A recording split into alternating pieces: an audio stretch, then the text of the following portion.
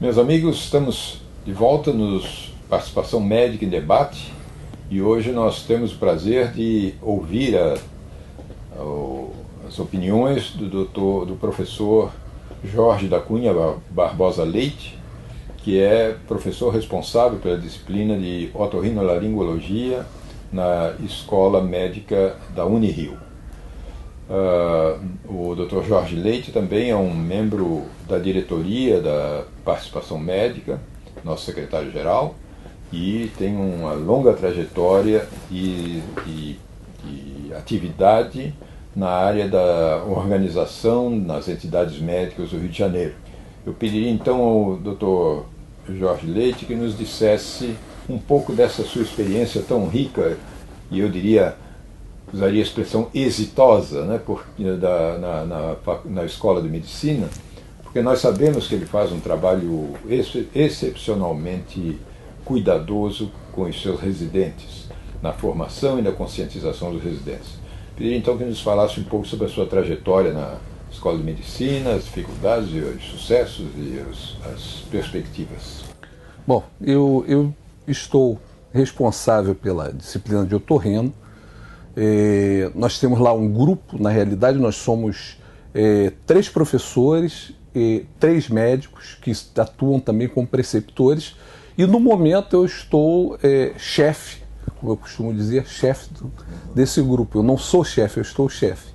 E é um grupo bastante coeso, como eu disse, 6 colegas, constituído, no caso eu sendo chefe do grupo, a professora Maria Helena Mello, professora adjunta, professora associada da universidade, professor Marcos Sarvar, professor Hugo Leite, e temos como preceptores lá médicos, colegas muito bons, doutor Fernando Andriolo, doutora Mônica Majewski e doutora Lúcia, que nos ajuda bastante lá a cuidar, como o senhor falou, dos residentes. Então o serviço é de uma escola médica que tem 100 anos, né, completos o ano passado, 100 anos de fundação, que começou com o Instituto Hahnemanniano do Brasil e que hoje, na disciplina de otorrinolaringologia, nós temos 9 residentes, que a cada ano 3 residentes são renovados, né? A residência de otorrino tem a duração de 3 anos, e temos os nossos alunos de graduação, que os residentes são médicos já em treinamento, né, que lá no serviço de otorrinolaringologia eles se tornam especialistas, né? Já a nossa preocupação maior, eu diria assim, porque de certa forma os nossos residentes eles já sabem o que querem, já teoricamente conhecem o básico da profissão e estão lá para se aperfeiçoar dentro de uma especialidade. Enquanto que os nossos alunos de graduação, esses ainda são aquela massa ainda indefinida, né? Que a gente vai moldar, o barro indefinido, que a gente vai moldar em médicos generalistas que têm que ter uma visão do conjunto, né? Tanto que a nossa disciplina de otorrinolaringologia ela não é uma disciplina que forme esses médicos, torne esses futuros médicos especialistas em otorrino. Isso é o papel da residência médica. Então, na disciplina, o que a gente aborda e procura fazer com que os alunos aprendam a aprender, que seria a melhor expressão, porque na realidade eles é que têm que ser os verdadeiros atores, né? Nós somos somente orientadores, somente apontamos o caminho, mas eles é que têm que saber buscar o conhecimento da disciplina, e a gente procura fazer com que eles façam o link necessário do conhecimento da especialidade com as práticas que eles terão no dia a dia como generalistas. Então, reconhecer aquelas doenças de maior prevalência, né?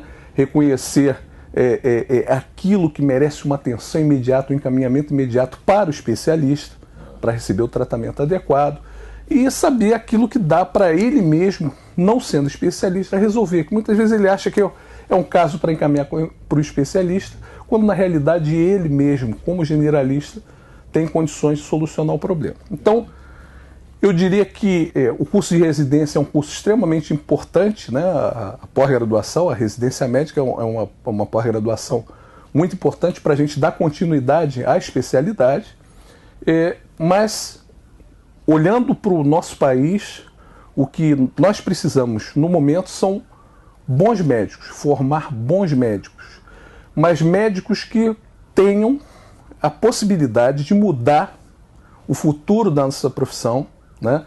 No sentido de lutar realmente por condições melhores de trabalho, saber realmente preencher as necessidades, né, da nossa população, né? E para isso é preciso que ele tenha uma visão macro da medicina, uma visão da medicina como um todo, e não uma visão segmentada. Então é por isso que a gente muitas vezes na prova, quando existe ainda essa necessidade de se aferir o conhecimento, né, obtido pelos alunos, mas a gente sempre procura correlacionar o que eles aprendem com o contexto do dia a dia da sociedade. Por exemplo, recentemente nós tivemos o caso do nosso ex-presidente, né, que sofreu uma internação em São Paulo por conta de um episódio vertiginoso.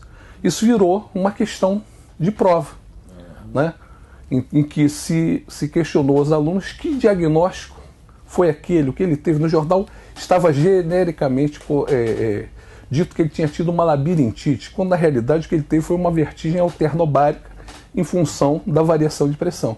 Isso é uma coisa que todo médico generalista tem que saber.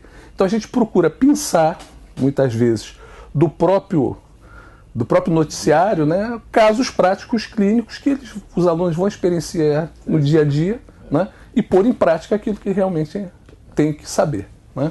E a gente tenta fazer com que eles aprendam a aprender isso, né?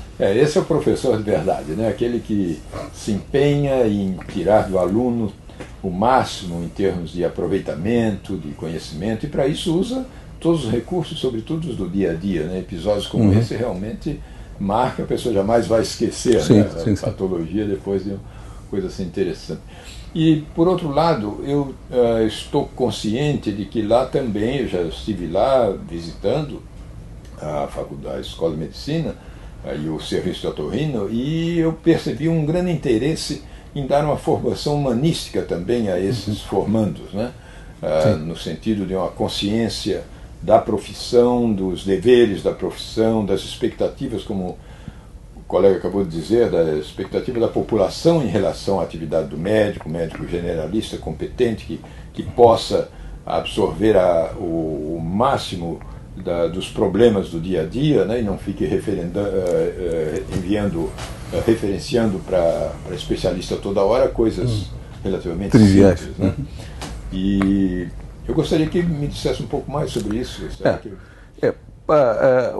O médico... A participação do médico, do novo médico, né, já foi mencionado no futuro da medicina, mas como é que essa participação pode se fazer no sentido de renovar forças e lideranças?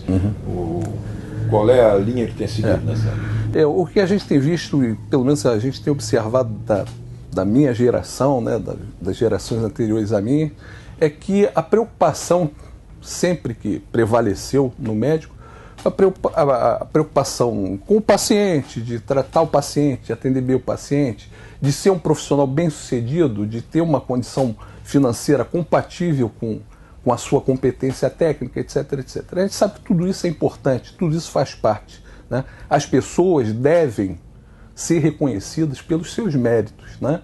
Então eu sou um defensor ferrenho da meritocracia. Eu acho que as pessoas têm que fazer por onde, têm que ser avaliadas e têm que fazer por onde merecer aquilo que elas acham que elas têm direito.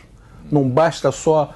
Aliás, na nossa Constituição, direito é uma palavra que é citada com frequência, né? Mas dever, se eu não me engano, só umas 3 ou 4 vezes se cita a palavra dever.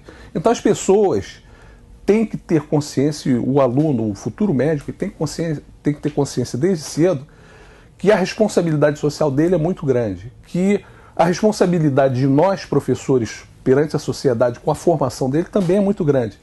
E esses alunos, eles devem ser orientados no sentido de terem uma visão crítica, né, de tudo que acontece no país, tanto pela questão política, como ter uma visão humanística da profissão, né, isso é fundamental, mas se eles não formarem, não tiverem o caráter deles formados, no sentido de saber que nós, enquanto médicos, profissionais de saúde em geral, né, falando dos profissionais de saúde em geral, nós temos uma força muito grande com a gente e que isso assusta determinados segmentos da sociedade, a força que o médico tem perante os seus pacientes, no sentido de formar opinião desses pacientes. A gente está vendo aí hoje a questão do mais médicos, né?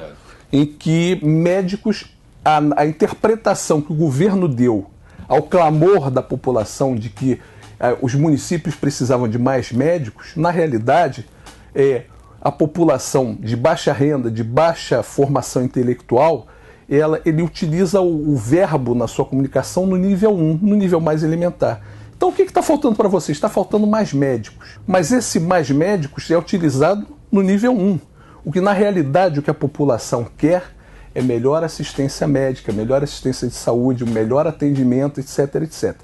E passar a mãozinha na cabeça do paciente, ser carinhoso com o paciente, não resolve o problema do paciente, como o governo tenta dar a impressão à população mais carente. Aliás, os pacientes das classes sociais mais humildes, né, que com menor grau de instrução, eles já perceberam que não adianta só o doutor ser carinhoso. Nós temos doutores que são mais secos, menos carinhosos com os pacientes, mas que são pessoas de alto poder resolutivo, né?